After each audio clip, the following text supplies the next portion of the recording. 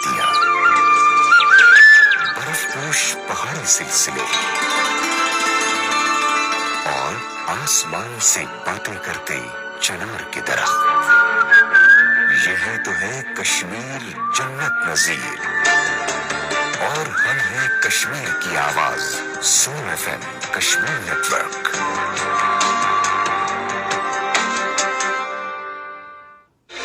सुनो FM Kashmir network पर आप सुन रहे हैं प्रोग्राम नीलम किनारे RJ मारिया हारून के साथ।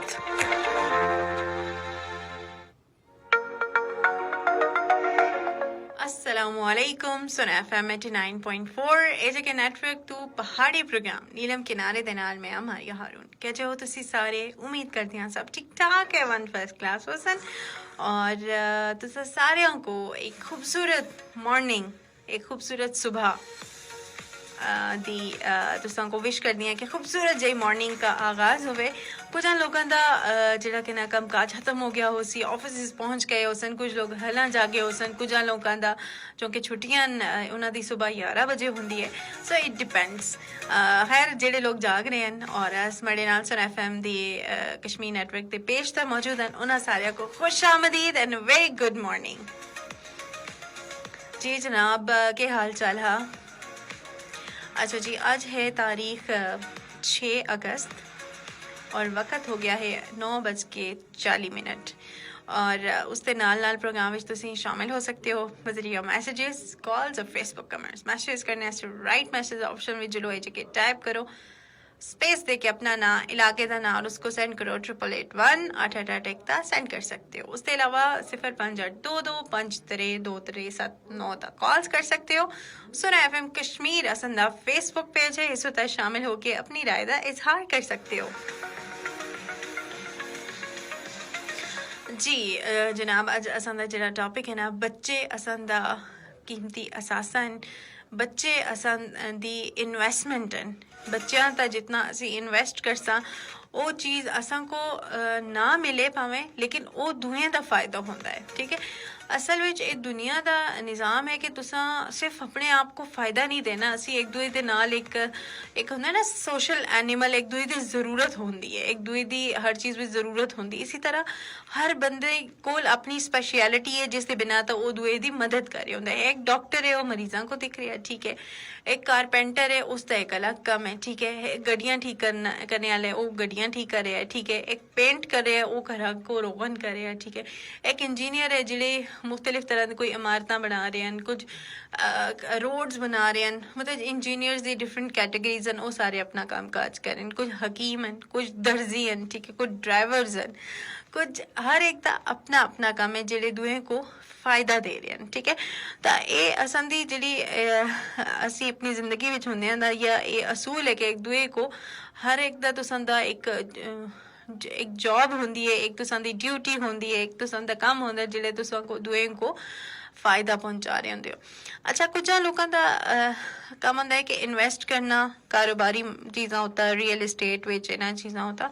लेकिन चूंकि मड़ा जिहड़ा टॉपिक बेसिकली ये है कि जिहड़ी असी इन्वेस्टमेंट करदे हां बच्चे होता, उन्हां दी तालीम, उन्हां दी तरबियत, ठीक है, उन्हां को इखलाकियात सिखा रहे हैं, उन्हां को के असी दे रहे हैं। एक 20 साल का बच्चा है, उसकी के एक्टिविटीज़ हैं, यानी कि वो 20 सालों में उसने के तरबियत हासिल की है, ठीक है।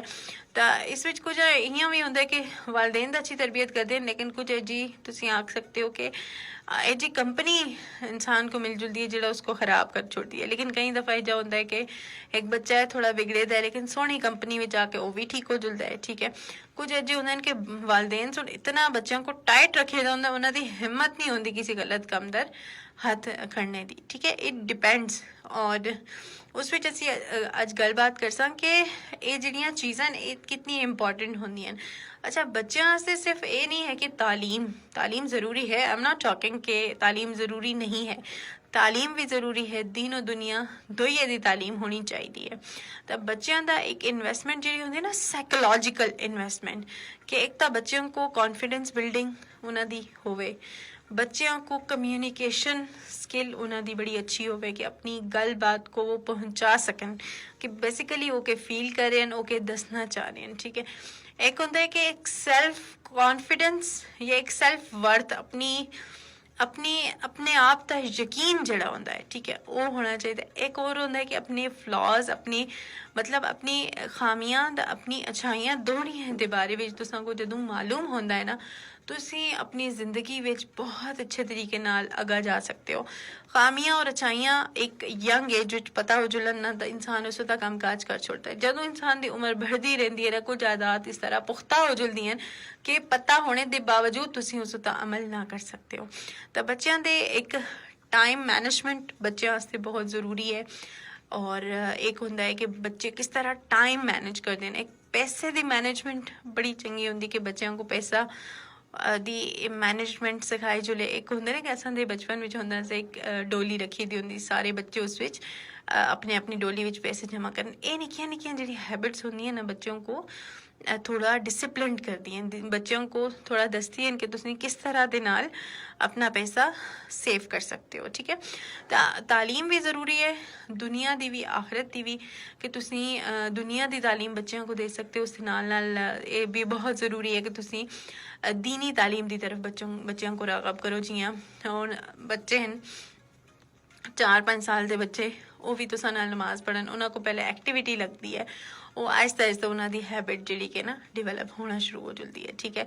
और उस दे नाल बच्चों को थोड़ी बहुत दीनी तालीम दो। अच्छा, एक और चीज़ है कि कुछ लोगों को पता होता है असां दी गुड हैबिट है, बैड हैबिट है, लेकिन अक्सर मैं देखा कि बच्चे कुछ लोगों के बच्चे होने तो बाद ना वो लोग बड़ा अपने आप को बदलते हैं। उस दी वजह वो आखते हैं कि जे असी होसन तो असां दे बच्चे भी अजे ही होसन। तो ये असां दी हुण जिहड़ी जनरेशन चल रही है ना, वो उन्हां से प्लस पॉइंट है कि आजकल दे इंटरनेट दा दौर है, हर चीज़ तुसां को within a minute, within a click of a button मिल जुलदी है। तो उसकी वजह तो तुसां को हर चीज़ें, चंगियां चीज़ां, मंदियां चीज़ां, हर चीज़ दे बारे विच आगाही है। तो तुसां ते ऑब्वियसली बच्चों को तुसीं निक्की उम्र विच ही चंगियां चीज़ां भी सिखा सकते हो। तो बच्चों ता इन्वेस्ट करो, ठीक है। और तुसीं आपो देखो, एक अपना जायजा कहनो कि तुसां दी पूरे दिन दी रूटीन के है, तुसां दे बच्चे के दिख रहे हैं तुसां को, तुसां दी फॉर्म मतलब तुसीं के हो, तुसां के करदे हो पूरी त्यार। तो अपने आप को थोड़ा जिहा चेंज करो। और जिहड़ा तुसीं चाहते हो कि तुसां दे बच्चों विच वो हैबिट्स आवन, वो आदत होवन, वो बोल चाल दे नाल, सख्ती दे नाल नहीं आ सकती। वो तुसां आपो अपने उता लागू करो ना, तुसां को बच्चों को सिखाने की भी ज़रूरत नहीं पैसी कि जी हाँ बच्चों ये करना चाहिए, ये नहीं करना चाहिए, ये करना चाहिए, नहीं करना चाहिए वाला वर्ड आपको इस्तेमाल करने की ज़रूरत ही नहीं पड़ेगी। अगर आप चाहते हैं कि आपके बच्चे जो आपके माइंड में है कि आप मतलब आपके माइंड में क्या है कि बच्चे ऐसे होने चाहिए, इस तरह होने चाहिए, तो वो आप वही पर्सनालिटी खुद बने, ठीक है। तो आपको बच्चों को सिखाने की भी ज़रूरत नहीं पड़ेगी, आपको बच्चों को एजुकेट करने की ज़रूरत नहीं पड़ेगी, बच्चे देख के सीखते हैं, ठीक है। और सीखने का तो अमल रहता ही है ना, लेकिन जो बच्चे आपको जिस तरह से आपने बच्चों ने आपको देखा होगा तो ऑब्वियसली उसी तरह वो भी एक्ट करेंगे। तो साथ साथ जो एक पेरेंटिंग में एक चीज़ होती है ना कि बहुत ज़्यादा सख्ती भी अच्छी नहीं होती, बहुत ज़्यादा नरमी भी अच्छी नहीं होती, एक डिक्टेटरशिप होती है वो भी नहीं अच्छी, बिल्कुल लूज भी नहीं छोड़ना चाहिए। एक होता है कि पेरेंट्स ने बाउंड्रीज सेट की हुई होती हैं, ठीक है, और एक बाउंड्रीज है कि यहाँ से एक्सीड नहीं करना, यहाँ से बाहर नहीं जाना।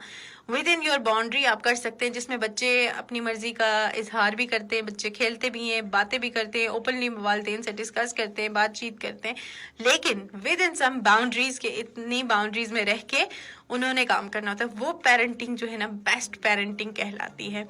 तो अपने बच्चों पे इन्वेस्ट करें, चाहे वो दीनी तालीम में हो, दुनियावी तालीम में हो, अखलाकियात में हो, जिस तरह का आप प्रोडक्ट बनाना चाहते हैं, जिस तरह का एक ह्यूमन बीइंग बनाना चाहते हैं, आप वो सबसे पहले खुद अप्लाई करें एंड देन साथ साथ जो है ना बाउंड्री सेट करें, उन पे इन्वेस्ट करें, उनको टाइम दें। और बच्चों के लिए बेस्ट इन्वेस्टमेंट भी टाइम होता है, जो पेरेंट्स अपने बच्चों को टाइम देते हैं, ठीक है।